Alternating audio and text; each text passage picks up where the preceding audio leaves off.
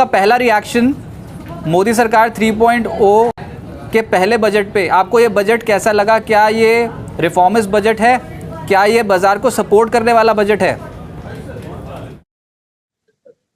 देखिए, as far as budget is concerned, there are a lot of positives, but they are on the macro side, on the economy side. जहां तक capital market का सवाल है, it's obviously not positive, it is in fact negative. And उसका कारण ये है कि कोई भी टैक्स रिजीम में स्टेबिलिटी होनी चाहिए. हर साल आप उसको बदलते रहोगे तो ये स्टेबिलिटी नहीं होती है. That shows uncertain mind of the bureaucrats. कभी इसको थोड़ा 2% बढ़ा दिया, कभी इसी को 4% घटा दिया. अब जैसे कि पहले स्पीकर ने भी कहा कि एक जमाने में कैपिटल गेन्स टैक्स होता था और एसटीटी नहीं होता था, और कैपिटल गेन्स टैक्स कोई देता नहीं था क्योंकि उस समय कंप्यूटराइजेशन और ये डिजिटल इतना कंट्रोल नहीं था. तो बड़े सारे कैपिटल गेन्स होते थे लेकिन लोग नहीं देते थे. उस समय एनएसडीएल, सीएसडीएल के पास वो सिस्टम नहीं थे कि जहां पे वो सब डाटा कैप्चर कर. आज क्या सिस्टम हो गया है कि एआईएस फॉर्म आता है जिसके अंदर सारा डेटा कैप्चर हो जाता है, तो आप छुपा नहीं सकते.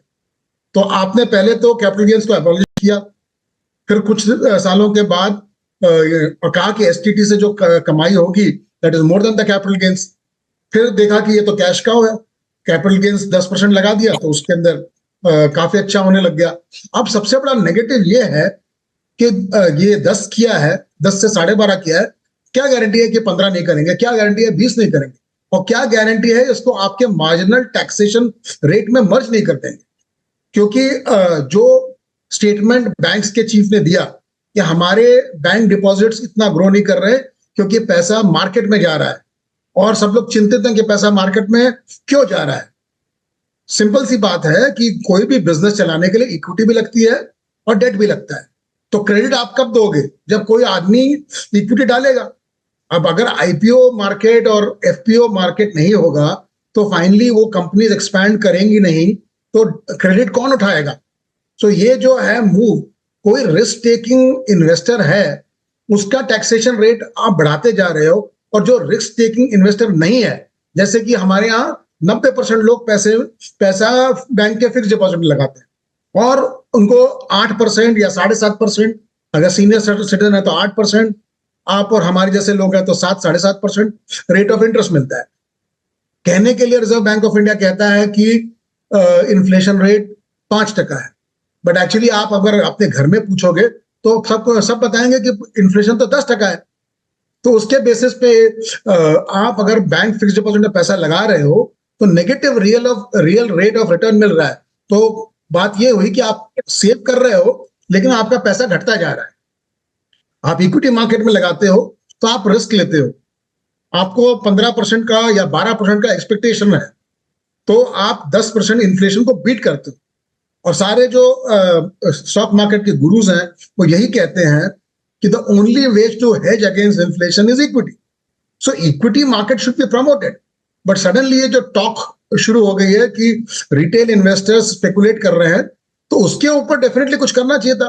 आप एसटीटी डेफिनेटली बढ़ाइए, आप एनएससी और बीएससी को कहिए कि डेली क्या कहते हैं क्लोजर क्यों करते हो, आप वीकली क्लोजर करो, आप टिकट साइज बड़ा करो, आप एग्जाम सेट कर दो कि जो भी इन्वेस्टर एफएनओ में खेलेगा उसको एक बेसिक एग्जाम पास करना पड़ेगा.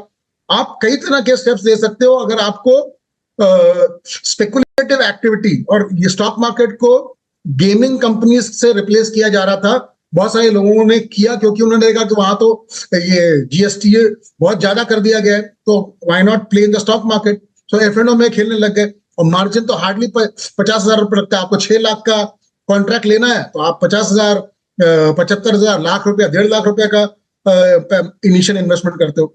तो आप एक कॉन्ट्रैक्ट साइज बढ़ा दो. कॉन्ट्रैक्ट साइज बढ़ा दोगे तो जो आदमी आएगा कम से कम 5 लाख का मार्जिन लेके आएगा, तो समझ के आएगा, रिटेल इन्वेस्टर नहीं आएगा. तो बहुत सारे स्टेप्स ले सकते थे. ये जो टॉक थी कि एफएनओ का वॉल्यूम्स 10 गुना 20 गुना बढ़ गया है, तो ये उसको कंट्रोल करने का दूसरे तरीके थे. ये कैपिटल गेन्स को बढ़ाना, ये एक नेगेटिव सिग्नल देता है कि द रिजीम इज अनस्टेबल. मतलब this is a big risk which have emerge now. सरकार को भी तो दिख रहा है ना, म्यूचुअल फंड में एसआईपी आ रही है, हर महीने 20-20 हजार करोड़ रुपए, 21-21 हजार करोड़ रुपए की बुक बनती चली जा रही है, एसआईपी आ रही है इतनी बड़ी, मैं तो फिर आपको करेक्ट करना कमाई का चाहूंगा, मौका तो बहुत ही जबरदस्त है, सोर्स ऑफ इनकम मैं सरकार के पास, आपको सरकार ने करेक्ट लगा करना दिया टैक्स। चाहूंगा। आप ग्रॉस नंबर बता रहे हैं, आप एमफी से नेट नंबर पूछिए, नेट नंबर 8,000 करोड़ का है और पिछले 12 महीने से उसी रेंज में घूमता है, 6,000, 7,000, 8,000, बढ़ नहीं रहा है। जितने एसआईपी बनते हैं उतने बंद भी होते हैं। तो आप एमफी के डेटा जो नेट इनफ्लोज है एसआईपी के थ्रू वो देखिए, क्योंकि ये क्या है, मीडिया वाले सारा जो टॉप लाइन नंबर है कि भाई 10,000 था, फिर 12,000 हो गया, फिर 15,000 हो गया, अब 20,000, 22,000 करोड़ एसआईपी आ रही है।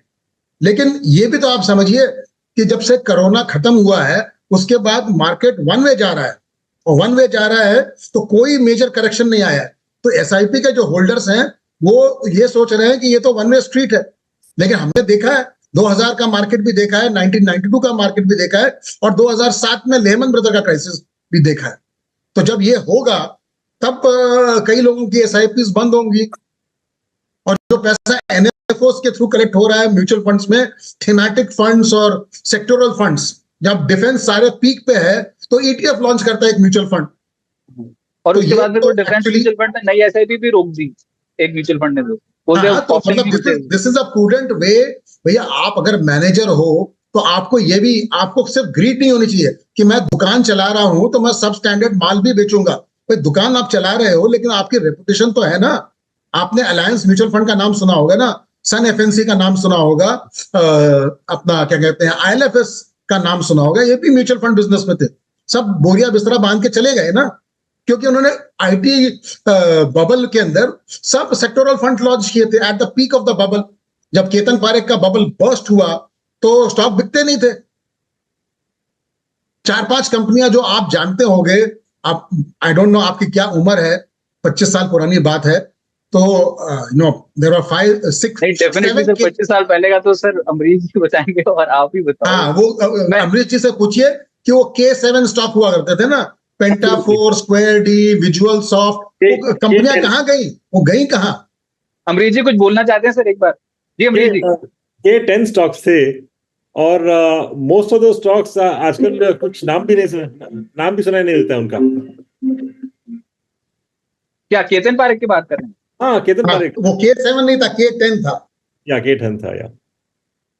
सर पर अमरीश जी अब ये तो बताओ कि आम आदमी जो शेयर मार्केट में सोच के लगा था, देखिए सब तो नहीं स्पेकुलेशन करते, कुछ तो इन्वेस्टमेंट के ऊपर विश्वास रखते हैं, म्यूचुअल फंड में पैसा डाल रहे थे।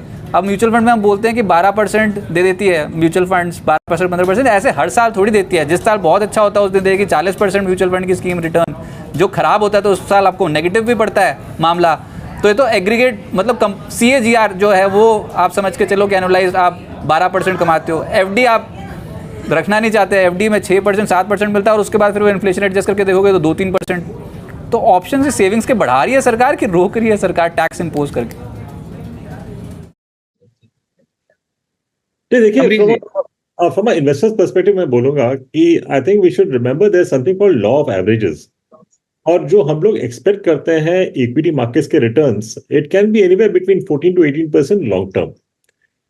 पर लास्ट 3 या 4 साल में देखें तो एवरी ईयर जो नॉर्मल जो रिटर्न्स मिल रहे हैं लोगों को 30 to 40% रिटर्न्स मिल रहे हैं। जो भी म्यूचुअल फंड में डालो 30 to 40% रिटर्न्स मिल रहे हैं। So it can not be like this, it can't continue for too long. तो जब law of averages come in तो शायद 1-2 साल में हम लोग देखेंगे कि डिसेंटली स्टीप लॉसेस भी हो सकते हैं। So I think it is time कि यार आपने अच्छा प्रॉफिट बनाया हो तो at least you should take some profits back home. At least that is my advice. I mean, irrespective of the budget, like I think it is time to book some profits. काफी अच्छा चल गया market, so I think it's time to book some profits. चलो जी, आप भी ये समझते हैं कि प्रॉफिट बुकिंग का समय हो गया है क्या स्टॉक मार्केट में, या फिर आज भी बताओ इस टैक्सेशन की खबर के बावजूद बाजार हिलने को तैयार नहीं? बाजार पे कॉन्फिडेंस इतना है इस समय निवेशकों का कि बाजार तो सरेंडर ही नहीं करके गया, निचले तो इनफैक्ट खरीदारी हो गई है। देखिए, एक चीज होती है फोमो। फोमो मतलब फियर ऑफ मिसिंग आउट। तो बहुत सारे लोग जो फोमो से सफर कर रहे हैं, उन्होंने देखा कि भाई 1000 पॉइंट मार्केट नीचे आया तो इमीडिएटली घुस गए वापस। तो इसका इम्पैक्ट तो आपको पता लगेगा over a period of time. जहां तक इक्विटी इन्वेस्टमेंट का सवाल है, लोग पूछते हैं what is a good time to invest in equity market. All times are good to invest in equity market, but you should have, आपका पर्सपेक्टिव 5-10 साल का होना चाहिए। अगर आपका पर्सपेक्टिव 5-10 साल का नहीं है तो आप इक्विटी फंड्स में मत आओ। तो ये बहुत रिटेल इन्वेस्टर सोचते हैं कि लॉन्ग टर्म मतलब 1 साल, क्योंकि long term capital gains tax तो 1 साल के बाद लगता है, लेकिन 1 साल में आप 50% ऊपर भी हो सकते हो, 25% नीचे भी हो सकते हो। लेकिन जैसा अमरीश जी ने सही कहा, लॉन्ग टर्म एवरेज अगर आप देखोगे 10 साल, 15 साल, 20 साल का, तो आपको 14%, 15%, 16% का रेट ऑफ रिटर्न मिलेगा। तो अगर आप इम्पेशेंट इन्वेस्टर हो तो आप इक्विटी मार्केट में मत आओ, और अगर आप पेशेंट इन्वेस्टर हो और आप अपना एसेट एलोकेशन करना चाहते हो, ये आपका रिटायरमेंट फंड है, तो ऑब्वियसली आपको लगाना चाहिए, बिल्कुल लगाना चाहिए। Good capital, good large cap companies are still trading at attractive valuations. Okay, right. तो देखते हैं कि अभी स्टॉक मार्केट इस पे कैसे रिएक्ट करता है। वैसे मेहता साहब, आपको पसंद क्या है स्टॉक मार्केट पे? अगर डिप भी आ गई, आपको लगता है वैल्यूएशन कंफर्ट प्रोवाइड कर रहे हैं और वहां पर खरीदारी करनी चाहिए इस साल?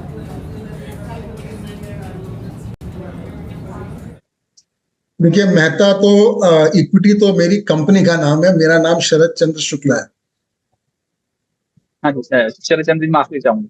हाँ। तो कौन से सेक्टर्स पे 3-4 सेगमेंट्स में अभी भी मतलब आदमी कंफर्टेबली लगा सकता है। एक तो बैंकिंग है, दूसरा इंफॉर्मेशन टेक्नोलॉजी है, तीसरा फार्मास्यूटिकल है, और चौथा एफएमसीजी। तो जहां पर वैल्यूएशन का deviation the long term average significant नहीं है, मतलब सिग्निफिकेंट मतलब एक स्टैंडर्ड डिविएशन से ज्यादा नहीं है, तो वहां पे वन कैन कंफर्टेबली इन्वेस्ट। अब जहां तक इंडेक्स का सवाल है, इंडेक्स में लोग कहते हैं कि अरे बड़ी तेजी आ गई, बड़ी तेजी आ गई। अगर आप ब्लूमबर्ग के साइट पे जाओगे तो कम से कम 15-20 ब्रोकरेजेस निफ्टी का FY25 के अर्निंग्स एस्टिमेट डालते हैं। उसका एवरेज करीब 1050 आता है।